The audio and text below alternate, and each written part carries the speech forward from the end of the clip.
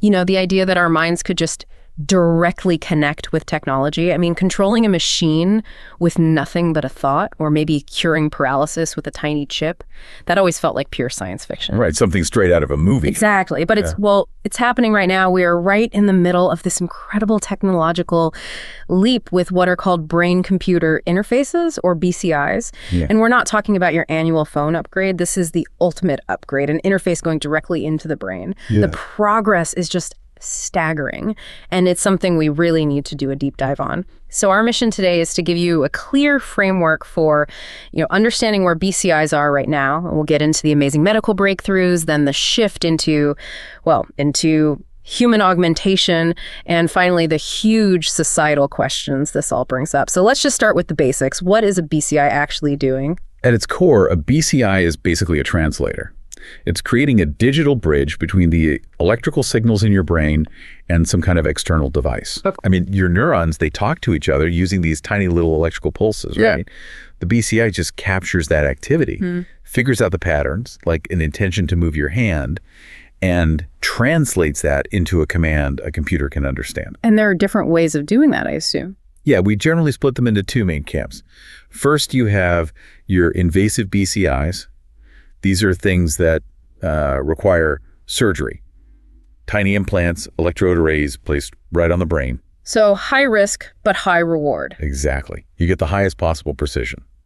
Then you have the non-invasive ones, like those EEG caps or headbands you might have seen. Much more accessible, no surgery needed, but the data is, it's a bit less detailed because you're reading it from outside the skull. And the reality of what that invasive tech can do right now is it's genuinely revolutionary, especially for restoring physical abilities. We're seeing patients go from total paralysis to actually controlling things again. Well, they really are.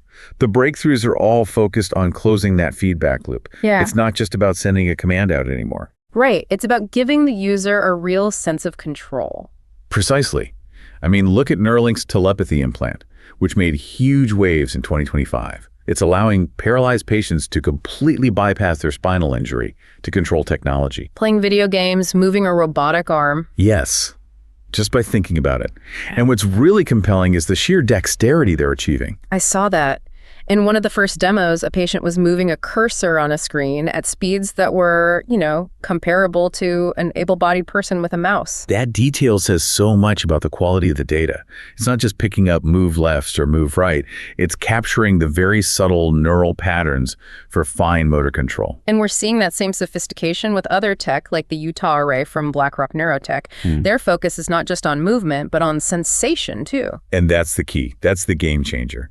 Patients using the Utah array have actually regained a sense of touch in their prosthetic limbs. Wow. Imagine picking up a hot cup of coffee and actually feeling the warmth through a robotic hand.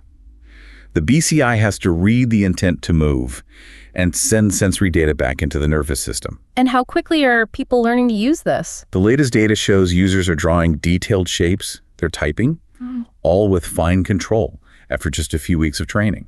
That's incredible, but, open brain surgery is a huge hurdle for most people. Are we seeing a push towards less invasive methods? Absolutely.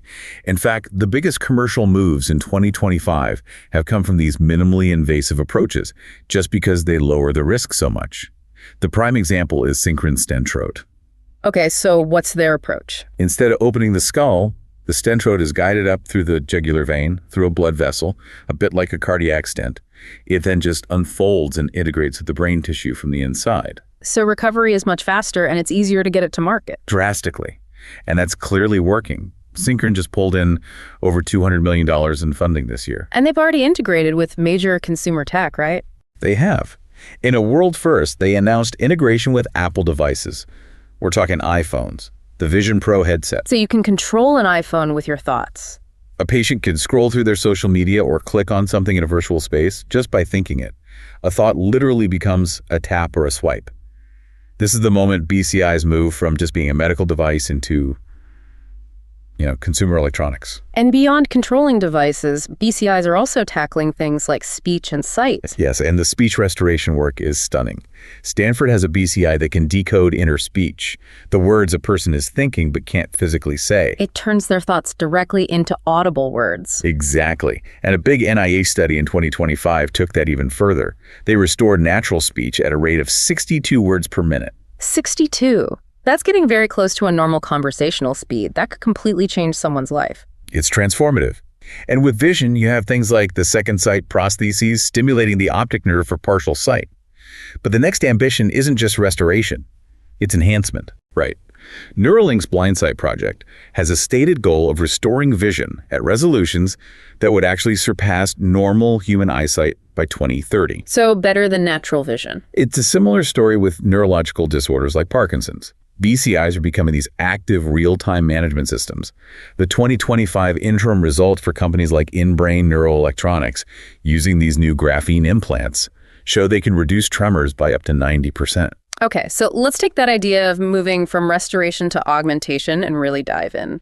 We're now talking about moving beyond a medical need and into cognitive enhancement for perfectly healthy people. This is the monumental step. We're not fixing a broken system anymore. We're talking about taking a system that works just fine and making it fundamentally better.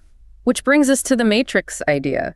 Instant learning, the ability to just upload a skill. How far away from that are we really? Well, we're seeing the first solid evidence for accelerated learning right now. Researchers at Georgia Tech developed a wearable BCI, one that uses tiny microneedles, and it showed it could speed up learning complex tasks by 30%. 30%.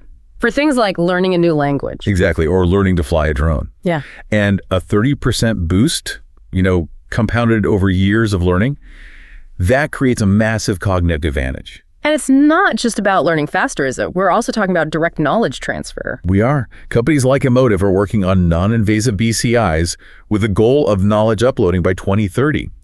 Think of an AI tutor interfacing directly with your brain to create instant understanding. Mind-blowing. And researchers in China have a two-way BCI that boosted the learning efficiency between a brain and a machine 100-fold.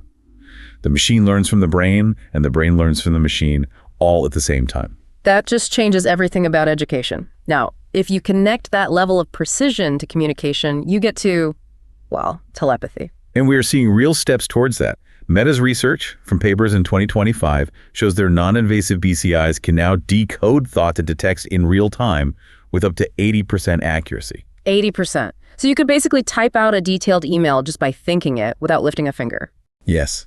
And the long-term vision, maybe by 2040, is true thought-to-thought communication.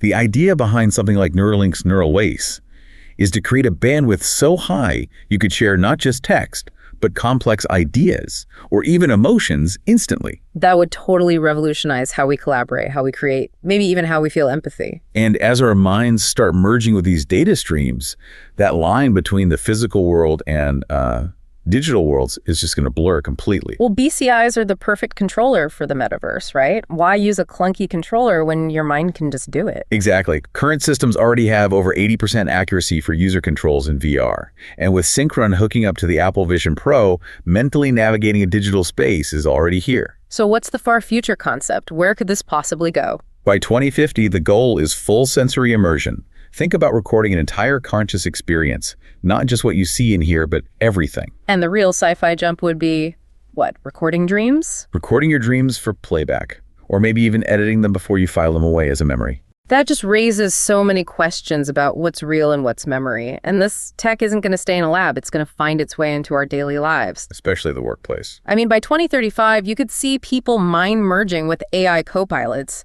An engineer could design a bridge just by thinking it, and the AI model gives instant feedback, no keyboard or mouse needed. And we're seeing the simple versions already. Samsung has EEG earbuds that can predict what a user intends to do just to make tasks more efficient. And what about for personal health? Well, companies like Science Corp are developing BCIs for constant real-time neural monitoring. This means you could predict a seizure hours before it happens or get an alert about a coming depressive dip, allowing for proactive care. But the second that data, that real-time neural data, leaves your brain and hits a server, We're at that societal crossroads. We're in an ethical minefield. This is the crucial discussion. If a BCI is constantly reading your mental state, your focus, your intentions, maybe even your subconscious biases, that data is incredibly private. It's the most intimate data imaginable. We're talking about tech that could potentially reveal if you're lying. So who owns that data? Who owns your thoughts? Is it you? The company that made the device? Your health insurer. Exactly. This creates a huge risk for discrimination based on neural data you might not even know you're producing. That's why we're starting to see regulatory frameworks pop up, like in Colorado, trying to define neural data in law before this tech is everywhere. Which leads to the other huge concern: equity, access. Yeah. If this cognitive boost, the 30% faster learning, the instant problem solving, is only for the rich. You create a profound cognitive divide, a literal line between the augmented and the unaugmented. A society of superhumans versus everyone else. It could fundamentally alter everything about social mobility and opportunity. There's a huge moral responsibility to make sure this tech is accessible, especially in low-income countries where it could do the most good. And finally, there's the question of what this does to our sense of self. We've been talking about readout tech, but it's moving towards write-in. Yes. Where information or commands are written back into the brain. When you can merge your consciousness with an AI, the idea of personal autonomy and identity gets very blurry. Does that mind merging erode who you are? It's a fundamental question we have to ask. And the billions of dollars being invested right now in 2025 alone show this isn't some far-off future, it's accelerating. We could easily see ambient BCIs, like in a simple patch or earbuds, become common by 2050. This paradigm shift is happening, and our laws and our social norms have to adapt at breakneck speed. We have to balance pushing innovation for these amazing medical cures with setting firm boundaries to protect human autonomy. A difficult balance to strike. It is. So as you think about all this, here's one last provocative thought for you to take away. If future BCIs could record and even edit your dreams, allowing them to be commercialized, sold as entertainment, or used for advertising, how would that commodification of your inner world change the very meaning of personal memory and experience?